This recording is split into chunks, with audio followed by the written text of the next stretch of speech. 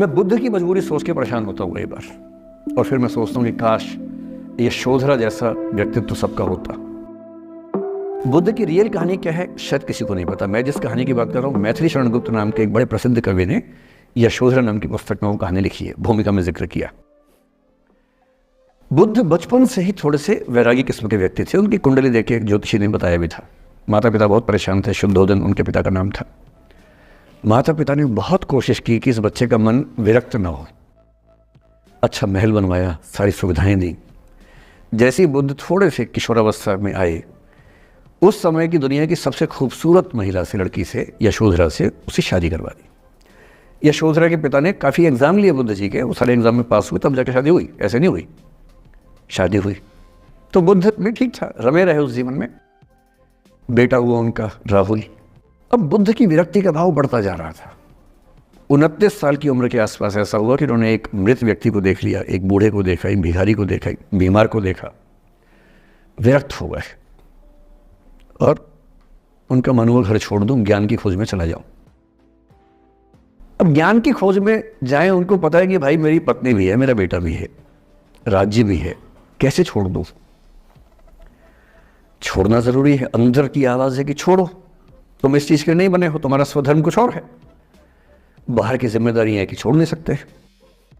मैं अनुमान करता हूं कि बुद्ध ने शायद अपने पिताजी से कहा हो कभी कि पिताजी मैं बहुत परेशान हूं, छोड़ना चाहता हूं। तो पिता ने समझा बुझा के मना किया होगा कि बेटा शोभा नहीं देता, ऐसा मत करो।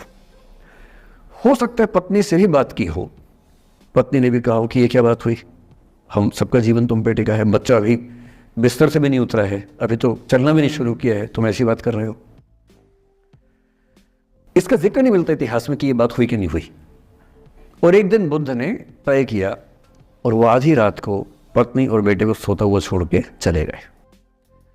इसको बौद्ध परंपरा में महाभिनिष्क्रमण कहते हैं, बुद्ध का अपने घर से निकल जाना। अब बुद्ध चले गए, लेकिन मैथिली शरण गुप्त यशोधरा के पर्सपेक्टिव से बुद्ध को देख रहे हैं। यशोधरा बहुत परेशान है, भाई पति चला गया है, बच्चे का पिता चला गया, मजाक थोड़ना है। राजा परेशान है कि उनका उत्तराधिकारी चला गया है। यशोधरा इतनी परेशान है, बहुत लंबे समय तक छंद आते रहते हैं कि वो कितनी बेचैन है, कितनी परेशान है। लेकिन यशोधरा की सबसे बड़ी परेशानी इस बात से नहीं कि बुद्ध चले गए, इस बात से है कि बिना बताए चले गए, भरोसा नहीं किया।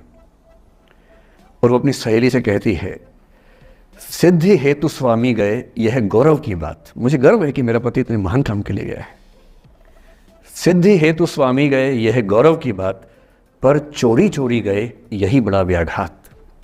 सखी सखी वो मुझसे कहकर जाते, कह तो क्या वो मुझको अपनी पथ बाधा ही पाते, क्या मैं रास्ता रोकती उनका?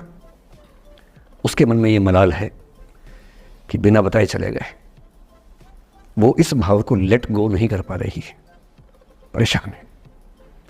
फिर बुद्ध को ज्ञान मिला 6 साल की तपस्या के बाद, बोधगया में बोधि वृक्ष के नीचे ज्ञान मिला। बात फैल गई। जो 5 शिष्य बुद्ध को छोड़ के भाग गए थे उनके बुरे वक्त में, उन्हीं 5 को बुद्ध ने सबसे पहले ज्ञान दिया सारनाथ में, जिसको धर्म चक्रावर्तन कहते हैं। बुद्ध की ख्याति बढ़ने लगी।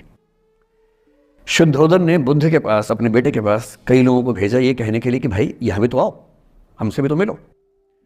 बुद्ध का ऐसा प्रताप था कि जो उनके पास जाता वो बुद्धम शरणम गच्छामि हो जाता, वापस ही नहीं आता। तो फिर शुद्धोदन ने बुद्ध के बचपन के एक दोस्त को ये कह के भेजा, भैया मैं जानता हूं तुम वापस नहीं आओगे, पर प्रभावित होने से पहले बोल देना कि पापा याद कर रहे थे। तो वो गया, उससे वायदा निभाया, हो तो गया, बुद्ध के संग में दीक्षित हो गया, पर वायदा निभा दिया। तो बुद्ध ने कहा जरूर जाऊंगा, पिताजी की आज्ञा है तो जाऊंगा ही जाऊंगा। बुद्ध पहुंचे अपने कपिल वस्तु, जो अपना इलाका था, वहां पहुंचे। पूरे कपिल वस्तु में, नेपाल सिद्धार्थ नगर से नेपाल जाएंगे तो नेपाल बॉर्डर पे कपिल वस्तु है। मैं देखने गया था वो जगह जहां बुद्ध पैदा हुए थे, बड़ा सुंदर स्थान है, आप भी जाकर देखेंगे अभी। तो बुद्ध पहुंचे रात को, एक धर्मशाला में रुके। अब वहां हल्ला मच गया कि राजा का बेटा धर्मशाला में। बुद्ध ने कहा भाई मैं देखो राजा का बेटा बन के नहीं आया हूं, मैं बुद्ध बन के आया हूं। सुबह उठ के भिक्षा मांगने लग गए उस इलाके में, अपने ही पिता के राज्य में। पिता ने सिर पीट लिया कि भाई क्या कर रहे हैं। फिर बुद्ध ने सूचना भिजवाई कि मैं बुद्ध हूँ, बेटा हूँ संयोग से, ठीक है मैं आ रहा हूँ मिलने के लिए, पर मैं बुद्ध हो के आया हूँ, मेरी चर्या है, नियम है, मैं भिक्षा से ही जीवन जीता हूँ अपना। ठीक है, पिताजी ने कहा चल कोई बात नहीं। फिर बुद्ध गए पिता से मिलने, पिता से मिले, सबसे मिले, भरी सभा में, लेकिन यशोधरा नहीं आई मिलने के लिए, लेट गो नहीं कर पा रहे थे। उसके मन में दर्द था, छुप के क्यों गया, बता के जाता। बुद्ध ने पूछा पिता से कि यशोधरा कहाँ है, तो बोले कि वो कह रही है कि अगर बुद्ध मिलना चाहेंगे तो खुद ही मिलने आएंगे मुझसे, मैं क्यों जाऊंगी भाई, आत्मसम्मान भी तो कोई चीज़ है, मैं क्यों मिलने जाऊंगी। तो बुद्ध मिलने गए। सोचिए कमरे में यशोधरा बैठी है, राहुल साथ में। अब राहुल थोड़ा सा बड़ा हो गया है, 6-7 साल का है। बुद्ध गए हैं। अब आपके मन में आ रहा है कि बुद्ध वहाँ जाके बोलेंगे सॉरी मैंने गलत किया, I hurt you, I really feel sorry. Buddha है वो बुद्ध, वहाँ जाके क्या बोल रहे पता है, भिक्षाम देहि, भिक्षा दो। और यशोधरा कितनी महान महिला रही होगी, उसने अपने बेटे का हाथ बाप के हाथ में दे दिया। लेट गो का इससे महान उदाहरण दुनिया के इतिहास में नहीं है कि चलो आखिर तुमने आके झुक के कुछ मांगा तो सही। उसकी जितनी ईगो थी, अहंकार था, सब विगलित हो गया। और जो औरत परेशान थी कि मुझसे बिना बताया गया, उसने अपने बेटे को दे दिया कि इसको लेके जाओ, क्योंकि मैं जानती हूं कि तुम महान काम कर रहे हो, और तुम महान काम कर रहे हो तो मैं क्यों बीच में आऊंगी भाई। मेरा पति महान काम कर रहा है तो मुझे खुशी होनी चाहिए, और तुम्हारी उस खुशी में मैं क्यों पीछे हटूं। बस मुझे भरोसे में लेके जाते तो और खुश होती।